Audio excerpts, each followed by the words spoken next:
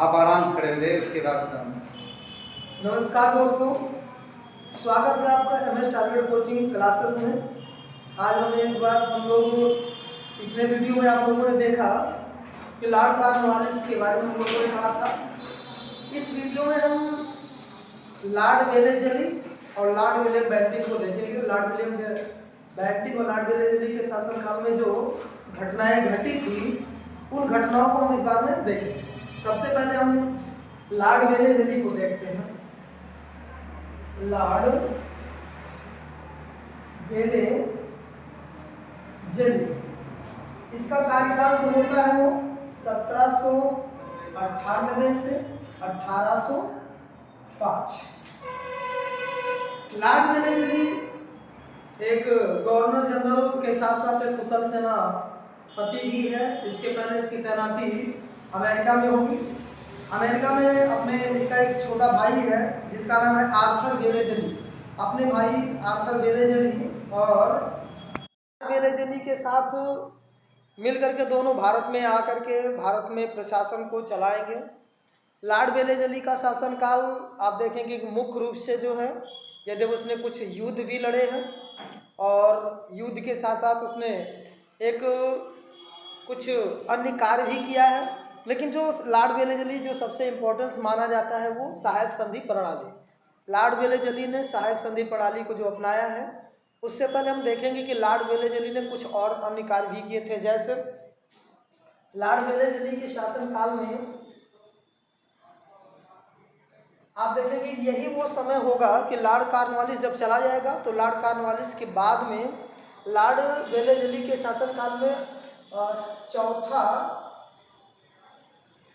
आंग्ल मैसूर युद्ध लड़ा जाएगा, जो 1799।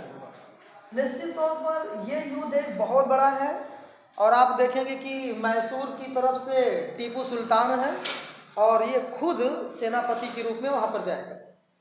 और चौथा आंग्ल मैसूर युद्ध में आप देखेंगे कि लॉर्ड वेलेज़ली ने टीपू सुल्तान को श्रीरंगपट्टनम नामक द्वीप पर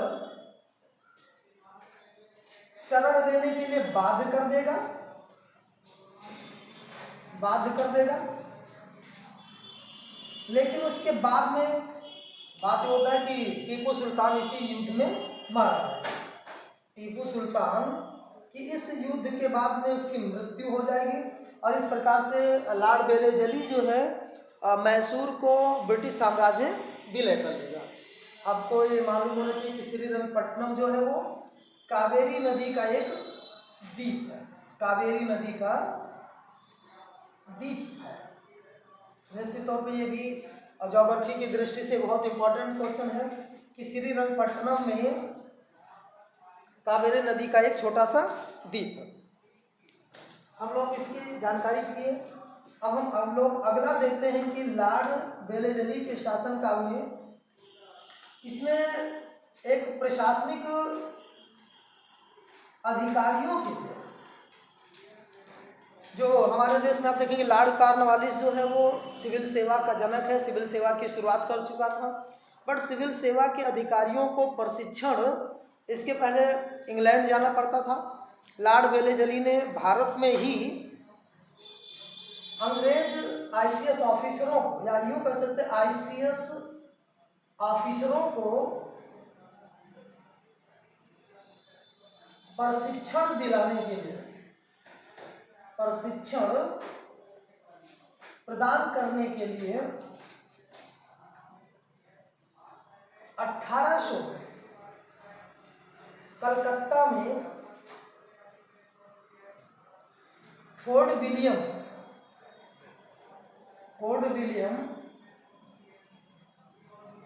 कॉलेज की स्थापना किया। इसका उद्देश्य ये था कि जो ICS ऑफिसर हुआ करते थे उनको ब्रिटेन के बजाय अब उनको भारत में ही प्रशिक्षण की सुविधा प्रदान हो गई। तो फोर्ट विलियम कॉलेज जो है वो स्पेशल तौर पे इसलिए स्थापना किया गया था ताकि भारत में आईसीएस ऑफिसरों को भारत में ही प्रशिक्षण प्रदान किया जा सके। तो आप देख रहे हैं कि ये क्वेश्चन कई बार आया है कि फोर्ट विलियम कॉलेज की स्थापना कहाँ हुई है, तो कलकत्ता में 1800 में हुआ।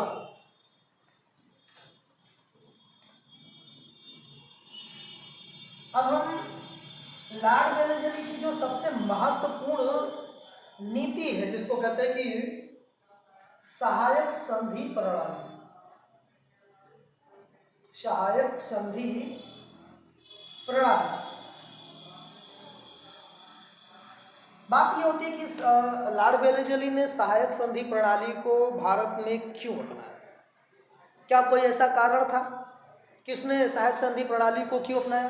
तो आपको जब आप विश्व इतिहास में जाएंगे तो विश्व इतिहास में आप देखेंगे कि एक नाम आएगा, फ्रांस का जो शासक है, फ्रांस का शासक इस समय नेपोलियन बोनापार्ट हुआ था। नेपोलियन बोनापार्ट इस समय शासक था और नेपोलियन का आक्रमण अफगानिस्तान तक हो गया था।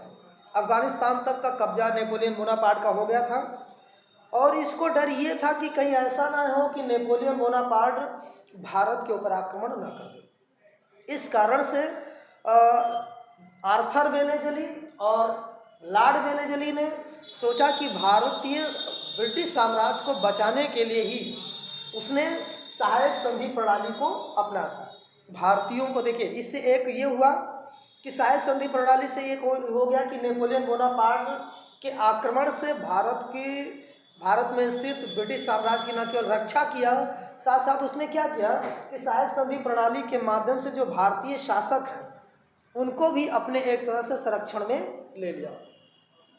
सहायक संधि प्रणाली का मतलब ये था कि आप यूं कह सकते हैं कि जैसे हम ये मान लेते हैं कि छोटे छोटे ये राजाओं का समूह है और लॉर्ड वेलेस्ली ने कहा कि भाई ये जो आपका हमारा देश का भौगोलिक सीमा है या भौगोलिक जो सीमा है या यूं कह सकते हैं ये जो बॉर्डर है छोटे छोटे शासकों का, तो उन्होंने कहा कि जो आप शासन कीजिए और आपकी सीमाओं की रक्षा की जिम्मेदारी हमारी है।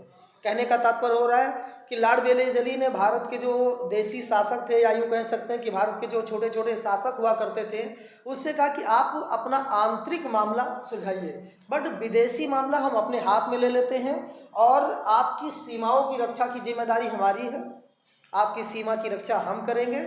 बस उस सीमा के लिए जो रक्षा करने वाले जो सेना बनाई जाएगी उस सेना की खर्च भारतीय राजाओं से लेना प्रारंभ किया था। कहने मतलब सहायक संधि प्रणाली के माध्यम से उसने भारत में ब्रिटिश सेना का गठन भी किया, भारतीय राजाओं के राजस्व पर या भारतीय राजाओं के पैसे पर उसने ब्रिटिश सेना का गठन भी कर लिया और सहायक संधि प्रणाली के माध्यम से उसने भारत में ब्रिटिश साम्राज्य की रक्षा भी किया। इसी को कहते हैं सहायक संधि प्रणाली।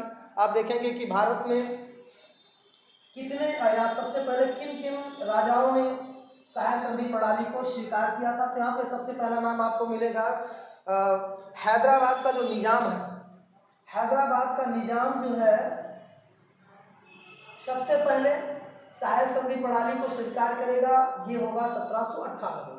हैदराबाद ने 1798 में सहायक संधि प्रणाली को स्वीकार किया। उसके बाद मैसूर तथा तंजौर ने 1799 में सहायक संधि प्रणाली को स्वीकार किया। उसके बाद में आप लोग देखेंगे अवध का नवाब जो है, अवध का नवाब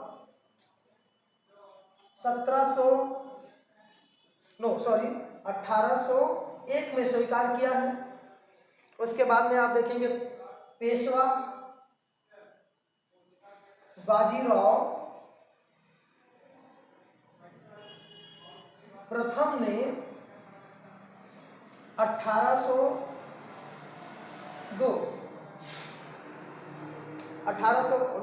थोड़ा से मिस हो रहा है यहाँ पर, पेशवा बाजीराव द्वितीय है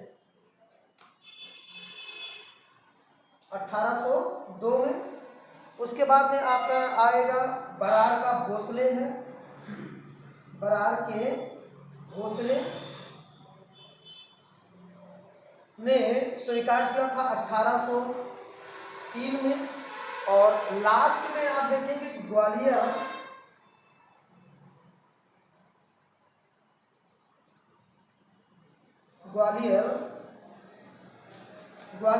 स्वीकार करता है 1804।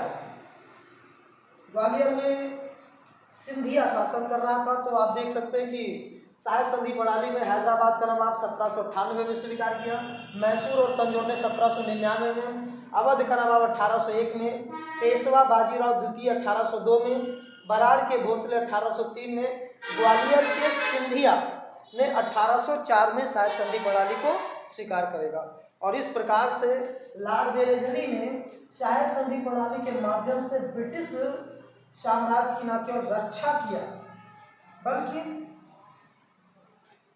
सहायक संधि प्रणाली के माध्यम से भारतीय राजाओं की विदेश नीति को अपने कब्जे में कर लिया। इससे फायदा ये हुआ कि अब भारत के जो शासक थे वो किसी विदेशी शक्ति से अपना संबंध नहीं बना सकते।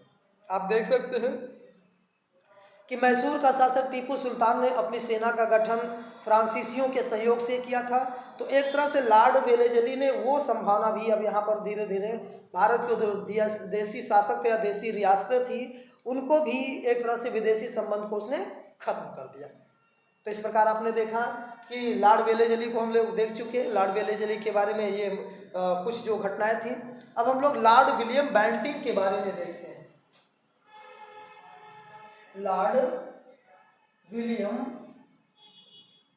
बेंटिंक, इसका कार्यकाल जो होगा वो 1828 से 1834 के बीच में। लॉर्ड विलियम बेंटिंक भारत में आने वाले जितने भी गवर्नर जनरल हैं आप देखेंगे इसके शासनकाल में कई ऐसी घटनाएं घटी हैं और विश्व स्तर पर भी कुछ ऐसी चीज़ें घटेंगी। आप देखेंगे यही वो समय होगा जब यूरोप में बेंथमवाद चल रहा था। बेंथमवाद का मतलब होता है कि उपयोगितावाद का सिद्धांत वहीं से पैदा होगा। एक तरह से पूरे विश्व में एक सामाजिक सुधार की भी धारणा शुरू होगी और उसका प्रभाव आप देखेंगे लॉर्ड विलियम बेंटिंक के ऊपर पड़ेगा। भारत में जो ब्रिटिश शासन चल रहा है उसमें भी आप देखेंगे कई प्रकार के सुधार दिखाई देंगे। लॉर्ड विलियम बेंटिंक भारत में आने वाले अभी तक जितने भी गवर्नर जनरल हैं वो अपने सुधारों के लिए सबसे ज़्यादा जाना जाएगा। इसी के शासनकाल में कई ऐसी घटनाएं घटेंगी, कई ऐसी परिवर्तन आएंगे जो आने वाले ब्रिटिश साम्राज्य को मजबूती भी देंगे और भारत में भारतीयों को भी कई प्रकार के सुधार से उनको लाभ प्राप्त होने का मिलेगा। तो सबसे पहले हम लॉर्ड विलियम बेंटिंक का जो स्थिति को देखते हैं। तो लॉर्ड विलियम बेंटिंक के शासनकाल को हम दो दृष्टि से देख सकते हैं। एक सामाजिक सुधार,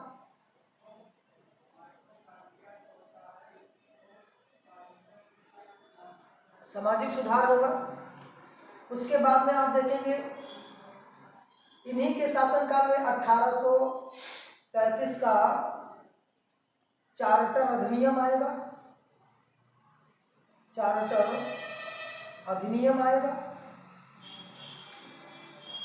इन्हीं के शासनकाल में आप देखेंगे आंग्ल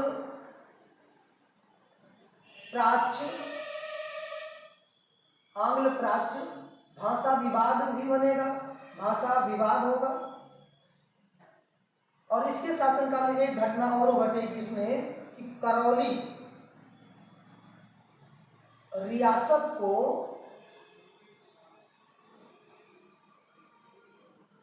ब्रिटिश साम्राज्य में विलय कर दिया। ब्रिटिश साम्राज्य में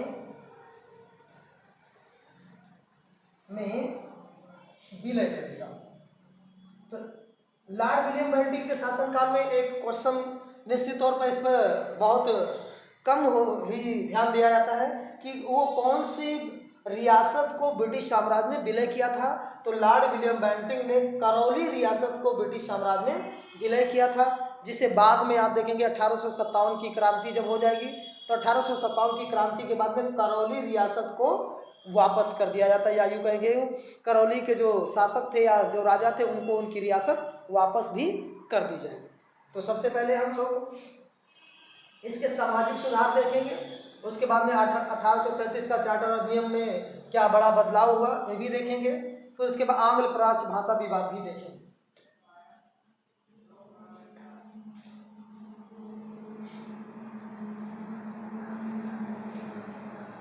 यद्यपि यहाँ पे हम सबसे पहले 1833 के चार्टर अधिनियम का जिक्र कर लेते हैं। 1833 का चार्टर अधिनियम,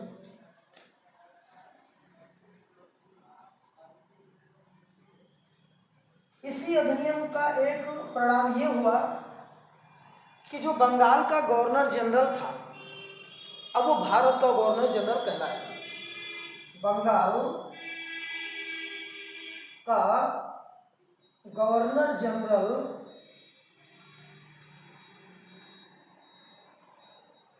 भारत का गवर्नर जनरल कहलाया, एक ये इंपॉर्टेंट हो गया।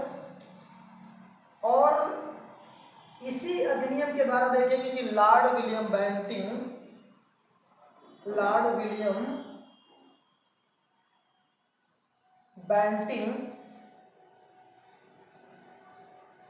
भारत का प्रथम गवर्नर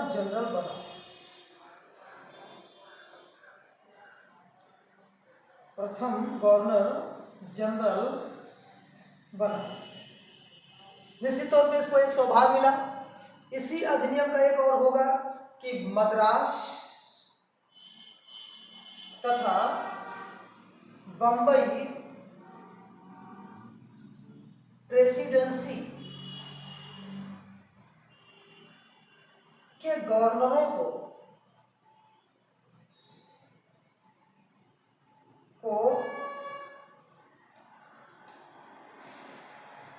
भारत के गवर्नर जनरल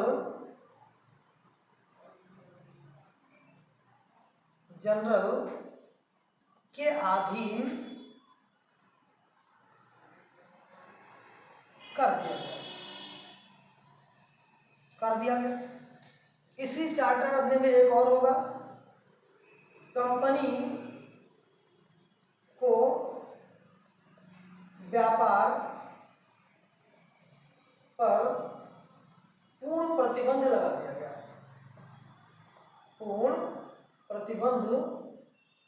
लगाया गया कहने मतलब कंपनी को बोल दिया गया कि भाई अब आपको सिर्फ शासन चलाना है, आपको व्यापार करना नहीं है। यदि आप देखेंगे ईस्ट इंडिया कंपनी भारत में व्यापार करने के मकसद से आई थी या उद्देश्य से आई थी, लेकिन धीरे धीरे जैसे जैसे उसको साम्राज्य मिलते गए भारत की वो शासिका बन बैठी। तो आप देखेंगे कंपनी को व्यापार पर पूर्ण प्रतिबंध लगा दिया गया। 1833 के अधिनियम में एक और होगा कि भारत में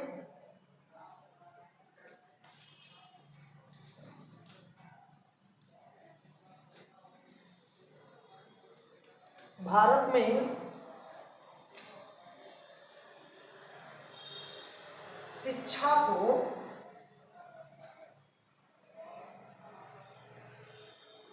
बढ़ावा देने के लिए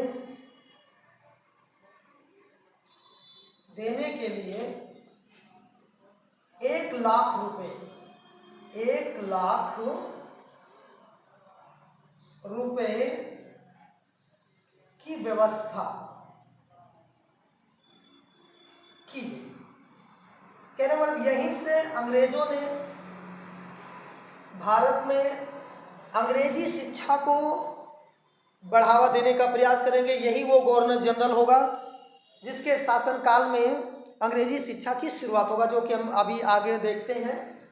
तो अभी आपने देखा कि 1833 का चार्टर अधिनियम के कारण से ही बंगाल का गवर्नर जनरल भारत का गवर्नर जनरल बना। और इस प्रकार से हम देखते हैं कि भारत का पहला गवर्नर जनरल कौन था, तो भारत का पहला governor general Lord William Bentinck था। अब लॉर्ड विलियम बेंटिंक अपने भारत में, इस देश में गवर्नर जनरल बनकर जब आएगा तो उसने एक सुधारों की कई श्रृंखला चालू करेगा। तो उसमें सबसे पहले हम सामाजिक सुधार देखेंगे, और सामाजिक सुधार में जो पहला सुधार आप देखेंगे कि सती प्रथा पर रोक लगाना। सती प्रथा पर रोक लगाना। भाई ये रोक कब लगी है? 1829 में। सती क्या होती है? जैसा कि हम लोग जानते हैं कि सती प्रथा का मतलब हमारे देश में जब किसी महिला का पति मर जाता था तो वो महिला अपने पति के साथ चिता में जल करके खत्म हो जाती थी, तो उसी को कहते हैं सती प्रथा। बात यह भी थी कि सती प्रथा पर जो रोक लगाई जाएगी उससे भारत में महिलाओं के लिए काफ़ी सुधार हुआ। यूँ कह सकते कि महिलाओं के जीवन का एक बहुत बड़ा जो यूँ कह सकते उनके साथ में जो जोर जबरदस्ती अपराध हो रहा था, उनके सताया जा रहा था, जबरदस्ती उनको जला दिया जा रहा था, तो लॉर्ड विलियम बेंटिंक ने ये कार्य बहुत अच्छा किया। और आप देखेंगे सती प्रथा को रोकने में एक और महापुरुष होंगे जिनका जो सबसे बड़ा योगदान है, राजा राम मोहन राय। राजा राम मोहन राय ने महत्वपूर्ण योगदान दिया। राजा राम मोहन राय का देखेंगे बचपन से इनके साथ घटना घटती जाएगी। अब ये बचपन में ही होंगे तो इनके पिता का देहांत हो जाता है, तो इनकी माँ को भी इनके पिता के साथ में जला दिया जाता है।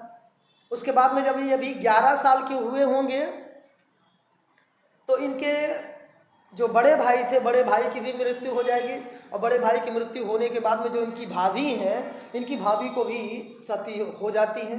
अब बात ये हुआ कि अब ये अनाथ हो गए।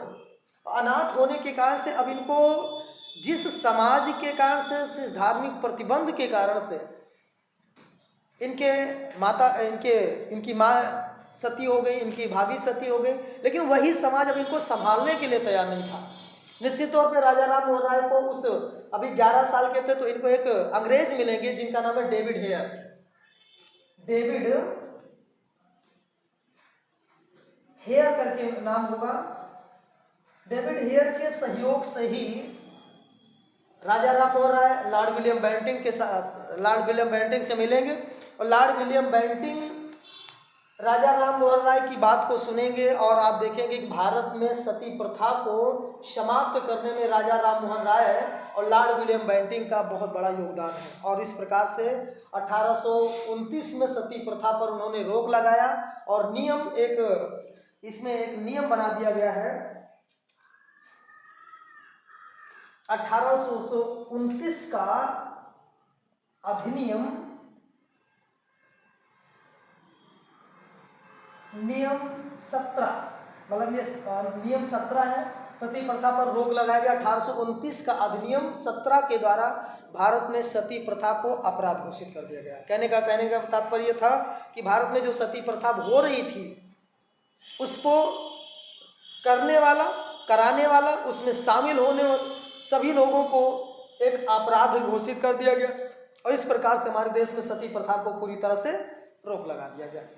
तो लॉर्ड विलियम बेंटिंक के शासनकाल में भारत में सती प्रथा को पूरी तरह से रोक लगा दिया गया, और आज हमारे देश में सती प्रथा नाम की चीज़ कहीं भी कोई भी अगर घटना घटती है, यदि आप देखेंगे 2011 में एक घटना घटी थी, राजस्थान में हुआ था मामला, तो उस समय सुप्रीम कोर्ट ने भी उस जिले के तत्कालीन जिले के जो डीएम थे उनको जिम्मेदारी दी गई। कहने का मतलब हमारे संविधान में अनुच्छेद 21 के द्वारा प्राण एवं दैहिक स्वतंत्रता का अधिकार है, तो प्राण एवं दैहिक स्वतंत्रता का अधिकार के तहत उस महिला या पुरुष के शरीर और प्राण की रक्षा की जिम्मेदारी दी गई है, और जिस भी जिले में कोई अगर घटना घटती है तो उस जिले के डीएम के ऊपर ये जिम्मेदारी है कि ऐसी किसी भी प्रकार की घटना होने ना पाए। तो हमने देखा कि सती प्रथा के बाद में आप देखिए कि उस समय एक ठगों का अंत किया है। ठगों का अर्थ क्या भाई? ठग कौन थे? देखिए, ठग का मतलब था कि ये वो लोग थे जब मराठा सेना को खत्म कर दिया गया था, तो मराठा सेना के कुछ लोग अपनी आजीविका को चलाने के लिए एक तरह से संगठित होकर के यात्रियों को लूटने मारने का काम कर रहे थे। उनको लूट लेते थे, मार लेते थे। ठग का मतलब यहाँ था कि इनके हाथों में रुमाल हुआ करती थी और उस रुमाल के माध्यम से उन लोगों का गला घोट करके हत्या कर देते थे, मर्डर कर देते थे और उनका सामान लूट लेते थे। तो ठगों का अंत जो आतंक जो छाया था विशेष रूप से आप देखेंगे मध्य प्रदेश का पश्चिमी सेक्टर और महाराष्ट्र के एरिया में काफ़ी बड़े पैमाने पर ये घटनाएं घट रही थी। और जब ये बात लॉर्ड विलियम बेंटिंक के पास आया तो लॉर्ड विलियम बेंटिंक ने ठगों का अंत करने के लिए कर्नल स्लीमैन को नियुक्त किया।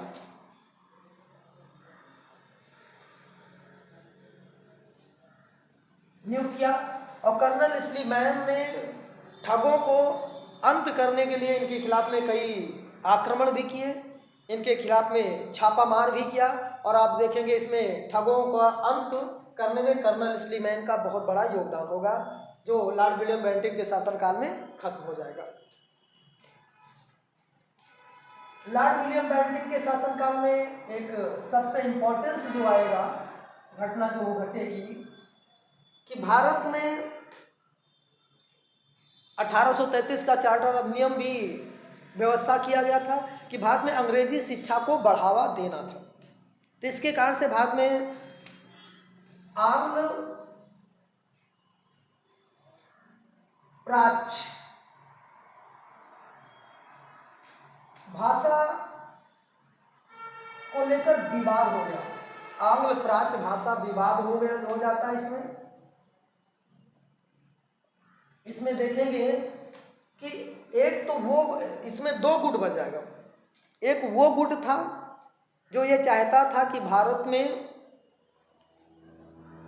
भारतीय भाषा में ही शिक्षा प्रदान किया जाए, और एक गुट वो था जो ये चाहता था कि अंग्रेजी भाषा में शिक्षा दिया जाए और पश्चिमी भाषा, विज्ञान, इतिहास, भूगोल, राजनीति आदि को पढ़ाया जाए। तो आप इसी कारण से लॉर्ड विलियम बेंटिंक ने एक समिति बना दिया जिसका नाम रखा गया आंग्ल प्राच्य भाषा विवाद समिति। इसमें आप देखेंगे कि दो गुट बन गए थे, एक को बोलेंगे प्राच्य और दूसरे को कहेंगे आंग्ल। संयोग से यह भी था कि 5 लोग इधर भी थे, 5 लोग इधर भी थे, मतलब निर्णय ही नहीं हो पा रहा था। और इस कारण से लॉर्ड विलियम बेंटिंक के पास में जब बात जाती है तो लॉर्ड विलियम बेंटिंक ने इस समस्या को सुलझाने के लिए लॉर्ड मैकाले को इसका अध्यक्ष बना दिया जाता है। लॉर्ड मैकाले को अध्यक्ष नियुक्त किया जाता है। निश्चित तौर पर आप देखेंगे कि इस आंग्ल प्राच्य भाषा विवाद जो समिति है उसका अध्यक्ष जब लॉर्ड मैकाले को बना दिया जाता है तो लॉर्ड मैकाले भारत की स्थिति को समझेगा और समझने, चूंकि आप ये भी ध्यान दीजिएगा भारत ये एक बहुत बड़ा विधि विशेषज्ञ भी है। आगे चलकर देखेंगे भारत में प्रथम विधि आयोग का अध्यक्ष अगर कोई बनता है तो भारत में प्रथम विधि आयोग का अध्यक्ष लॉर्ड मैकाले ही बनेगा, जिसके सुझाव पर आप आगे चलकर देखेंगे कि CRPC, IPC जैसी अधिनियम बनेंगे जो भारत में दंड संहिता का बेस अभी भी उसमें कुछ संशोधनों के साथ चल रहा है। तो लॉर्ड मैकाले जब भारत में इस दोनों पक्षों को सुनता है, दोनों पक्षों को सुनने के बाद में वो इस निर्णय पे पहुंचा, चूंकि भारत में ब्रिटिश शासन को चलाना है और ब्रिटिश शासन को चलाना है तो उनको अधिकारियों और कर्मचारियों की भी जरूरत थी, और अधिकारियों और कर्मचारियों की जरूरत थी तो सबसे बड़ी प्रॉब्लम ये थी कि भाषा का मामला था और कौन सी भाषा में पढ़ाया जाए। तो चूंकि अंग्रेज स्वाभाविक तौर पे अपनी भाषा अर्थात अंग्रेजी भाषा का सपोर्ट करेंगे। इस प्रकार से आप देखेंगे कि लॉर्ड मैकाले इस तत्व पर पहुंचा और भारत का ही नहीं बल्कि पूरी एशिया का मजाक उड़ा। उसने उसने अपने स्मरण पत्र में लिखा है,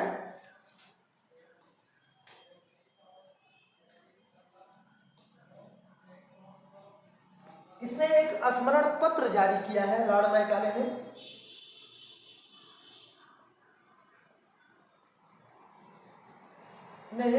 अपने स्मरण पत्र में लिखा है कि मुझे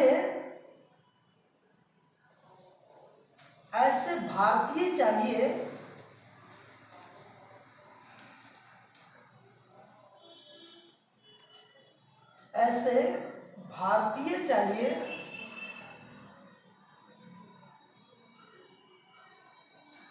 जो रूप और रंग में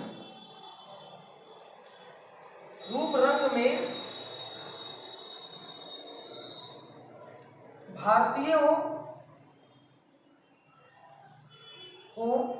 परंतु उनकी आत्मा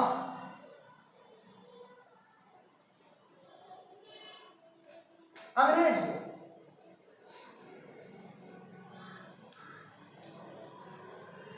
निश्चित तौर पर यह स्टेटमेंट लॉर्ड मैकाले जो वो कहना ये चाहता है कि भाई भारत के लोग हैं, भारत अपने रूप रंग में इंडियन दिखाई दे, बट इनकी जो आत्मा वो मेरी भाषा बोले। कहने वाले अंग्रेजों की भाषा बोले, और अंग्रेजों की भाषा तभी बोलेंगे कि जब वो अंग्रेजी पढ़ेंगे। और फिर एक और ये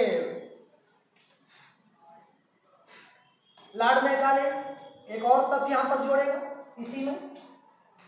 वो ये कहना चाहता है कि सारे एशिया के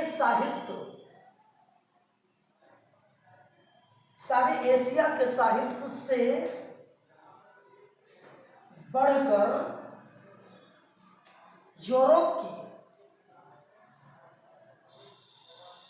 यूरोप के एक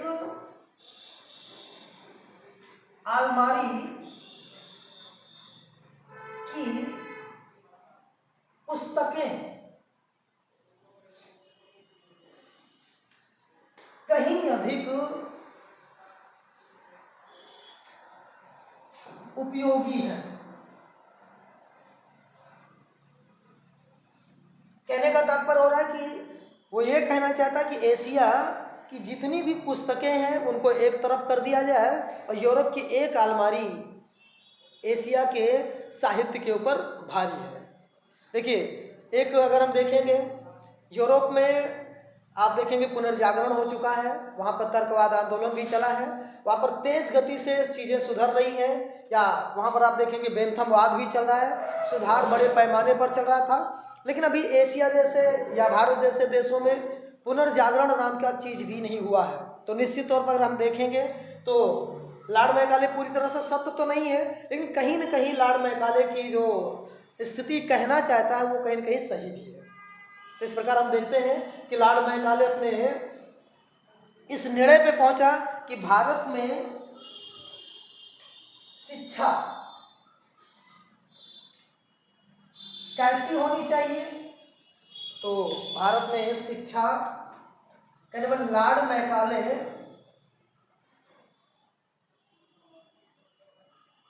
के सुझाव पर ही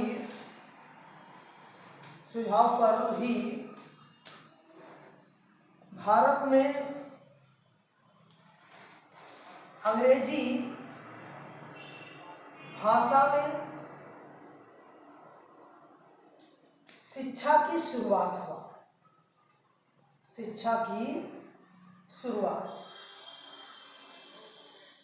आप ये कह सकते हैं कि लॉर्ड विलियम बेंटिंक के शासनकाल में अंग्रेजी शिक्षा की शुरुआत हुआ। दूसरा तथ्य यहाँ पर होगा कि भारत में इतिहास, भूगोल, गणित, अर्थशास्त्र,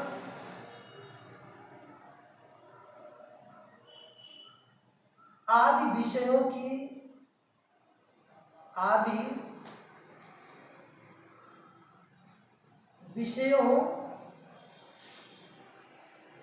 शिक्षा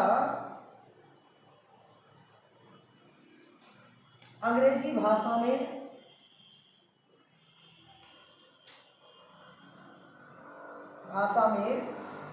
प्रारंभ हुई। लॉर्ड विलियम बेंटिंक के शासनकाल में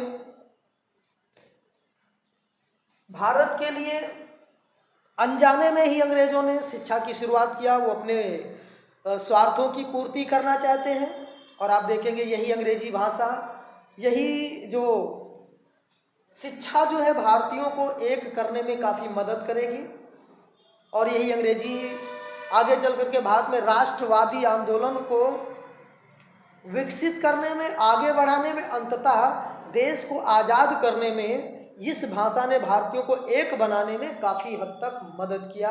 और आप देखेंगे कि लॉर्ड विलियम बेंटिंक ने जो कहा था वो तो अंग्रेज अपने मकसद में कामयाब रहे, क्योंकि इसी के माध्यम से आप देखेंगे कि उन्होंने अपने प्रशासन को और भी मजबूती से जकड़ लेंगे और भारत के लोग भी अंग्रेजी भाषा पढ़ लिख करके अंग्रेजों की भाषा भी बोलना शुरू कर दिए थे। और अभी आप मौजूदा समय में आप देखेंगे भारत की जो सिविल सेवा के ऑफिसर्स हैं, अगर देखा जाए तो वो एक तरह से अंग्रेजी भाषा का ही वकालत करते हुए मिलेंगे। आप देखें अभी भी हमारे देश के कई ऐसे दक्षिण भारत में आप देखेंगे कि अंग्रेजी भाषा का ही खुल करके सपोर्ट किया जाता है। खैर, इससे भारत अंग्रेजी भाषा की शुरुआत होने पर या अंग्रेजी में शिक्षा प्रदान करने से भारतीयों को ही फायदा मिला, अंग्रेजों को आंशिक फायदा मिला, बट भारतीयों को बहुत बड़े पैमाने पर उनको फायदा मिला। इसी का दम, इसकी हम ये कह सकते हैं, इसी के कारण से अभी हमारे देश में आप देख सकते हैं कि इतिहास, भूगोल, फिजिक्स या IIT जैसे संस्थान अभी भी अंग्रेजी भाषा की ही वकालत करते हैं। शिक्षा, विशेष तौर पर मेडिकल आदि जो चीज़ें आज भी हमारे देश में बड़े पैमाने पर अंग्रेजी भाषा में ही चीज़ें चल रही हैं।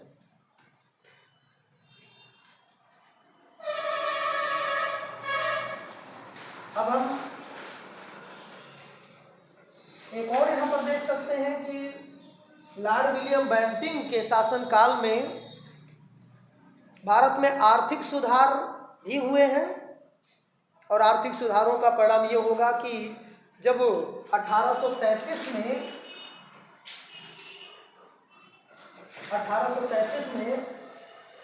कंपनी के व्यापार पर पूर्ण रूप से प्रतिबंध लगा दिया गया,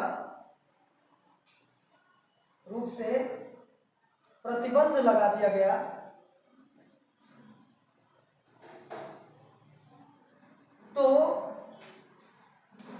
बड़े ब्रिटिश उद्योगपति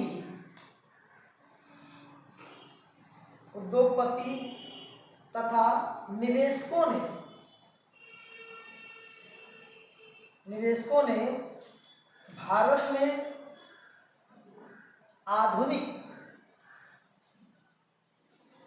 उद्योगों की स्थापना शुरू किया। उद्योगों की स्थापना की शुरुआत किया।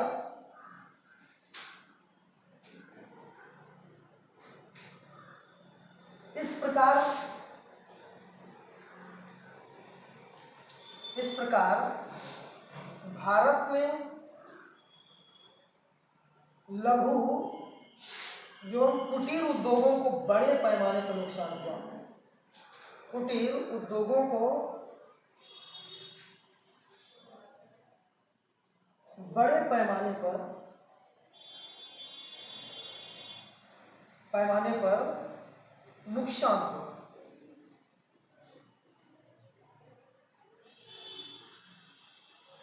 आप देखेंगे कि इसीलिए कार्ल मार्क्स टिप्पणी करते हुए लिखेगा कि उत्तर भारत का मैदान भारतीय जुलाहों की हड्डियों से पट गया। कहने का तात्पर्य था कि जो भारतीय जुलाहे थे जिनका उद्योग था लघु एवं कुटीर उद्योग, सूत कातना, कपड़े बुनना, अब चूंकि भारत में सूती वस्त्र उद्योग की स्थापना होना शुरू हो जाएगा, चीनी उद्योग की स्थापना होगी, यहाँ पर जूट उद्योग की स्थापना होगी।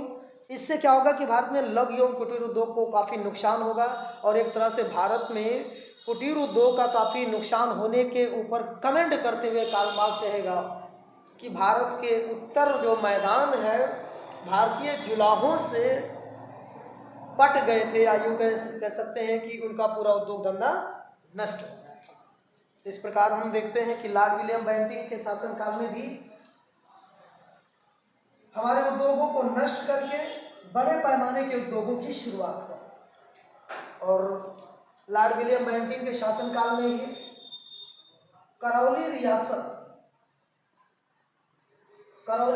कहाँ थी? ये भाई राजस्थान में थी, राजस्थान में थी। करौली रियासत को ब्रिटिश भारत में